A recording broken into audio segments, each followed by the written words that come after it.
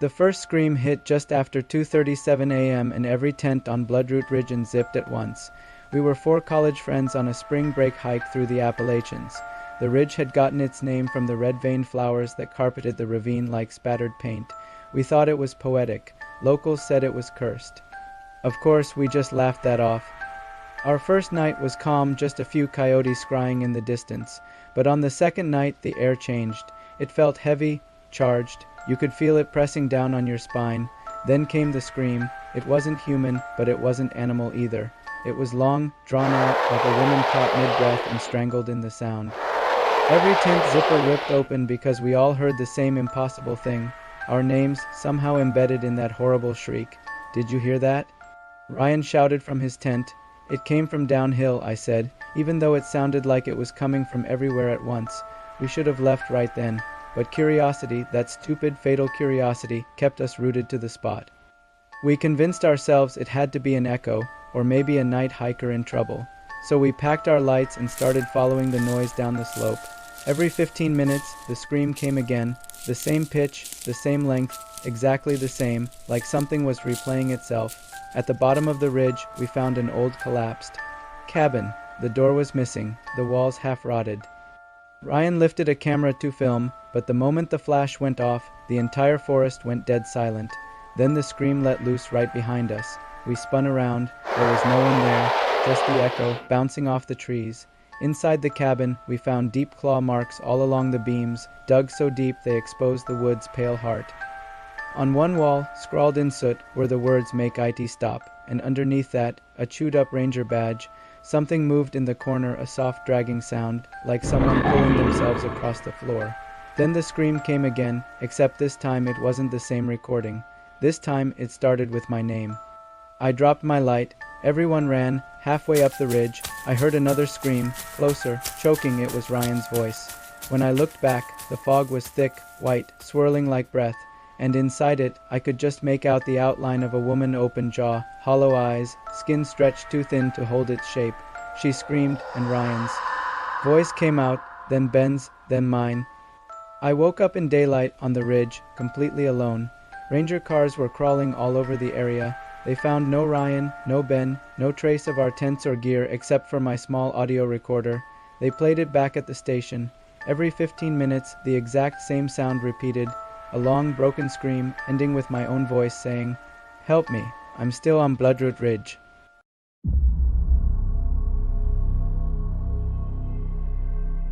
We were supposed to camp at mile marker 107, but when we turned back for it, it was gone. Tyler and I had planned this trip for months, a full week along the Appalachian Trail, documenting everything for his hiking vlog. I remember telling him, "Don't mess with the trail markers." He laughed, said, "They've been here for decades. What's the worst that could happen?" That first night, everything was fine. We pitched camp near a fallen oak just before sunset.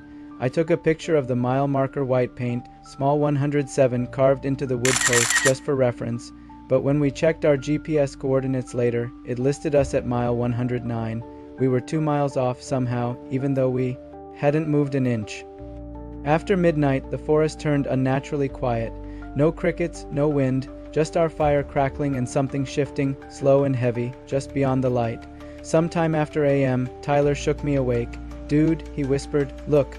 There were fresh carvings on the trees around our camp. Triangles, circles, slashes, different symbols burned. Too deep to have been carved by hand. Tyler thought it was a prank from locals. I wasn't so sure. The lines looked like something from a ranger pamphlet about a mining town that vanished in the early 1900s after an explosion. The next morning, everything in my phone gallery between PM and AM was gone, including the photo of the mile marker. We decided to hike back. That's when things really started to warp. The path seemed endless, the trees twisting in ways they hadn't before, landmarks repeating. Every few minutes, we'd pass another wooden post with a carved number, 104, 106, 107, but they were out of sequence, sometimes repeating. "We're looping," Tyler muttered, panic creeping into his voice. My GPS kept flickering. Between 107 and 113, like it couldn't decide where we were. That's when we heard someone calling for help in Tyler's voice, but Tyler was standing right beside me. We ran. The trailhead never came. The forest bent in ways that didn't make sense. the light dimming even though it was midday. We stumbled into a clearing with an old wooden sign that read, "Miners Rest Town Limit." No one's lived there for a century, but I swear I saw smoke rising just over the hill, like a campfire waiting. The next thing I remember is waking up in a ranger station. They said I was found near mile marker 92, 15 miles south of where we started. Tyler's pack was there, burnt around the straps. But the ranger said something I can't stop thinking about. He said there's no mile marker 107 anymore. It was removed years ago after a landslide made that trail section impassable. My photos are still gone, and when I check my new GPS, I'm still at mile 107, no matter where I go.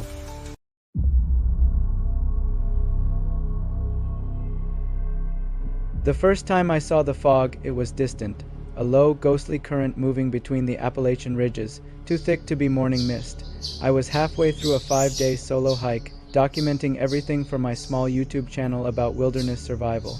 The trail was quiet, sunlight sharp through the trees, and that fog just. It didn't fit. I stopped to grab a few shots for B-roll. When I turned around, the fog had shifted closer, like it had crept up the valley while my camera was down. I checked the weather app on my phone. Clear skies, zero humidity. The forecast didn't even mention morning haze. So I moved on, chalking it up to the mountain's weird microclimate. By sundown, I'd made camp near an overlook called Hunter's Gap, perfect panoramic views. But that night, I woke up freezing. My breath puffed in the air inside my tent, and outside just below the ridge, the fog was waiting. A solid wall of white, still as death. It didn't drift or spread. It watched. I started recording an audio note. For the vlog. Around the 10-second mark, you can hear it, my name, whispered under my breath. Evan. I didn't notice until I played it back the next morning. I figured it had to be a trick of sound, maybe an echo, maybe the wind.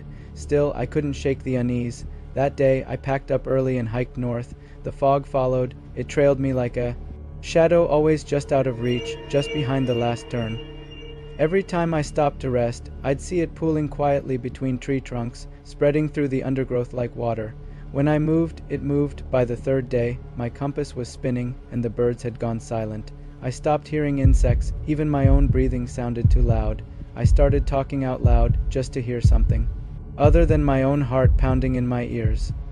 Near sunset, I came across an old hunter's shack, half collapsed. Inside, I found a handwritten note pinned to the wall. It read, it called my name too. The ink had bled, as if it had been damp for a very, very long time. That night, the fog reached my camp. I woke up gagging, the air thick with cold damp. The beam from my flashlight caught it seeping under the tent flap, slow and deliberate. There were shapes inside the fog, figures, humanoid silhouettes shifting like projections against smoke. I thought I saw eyes. I bolted uphill, my camera slamming against my chest. The fog climbed after me, faster than it should have moved. I swear it pulsed, like it was breathing in rhythm with me. I stumbled into an old ranger station around dawn, wood warped, windows cracked. It looked abandoned for decades. Inside, I found a logbook open to the last entry. Station closed, persistent fog presence. Ranger M. Keen missing. The next thing I remember is fluorescent light rescue gear, radios buzzing. They'd found me 5 miles off the official trail. A ranger said I was lucky. Fog like that can cause disorientation, but when I told him it followed me, his face changed. He stepped closer and quietly asked, "Did it say your name?" I just nodded. He placed a hand on my shoulder and said, "You need to leave the mountains tonight. Some voices don't stop calling." Later, while reviewing my footage, I noticed something impossible.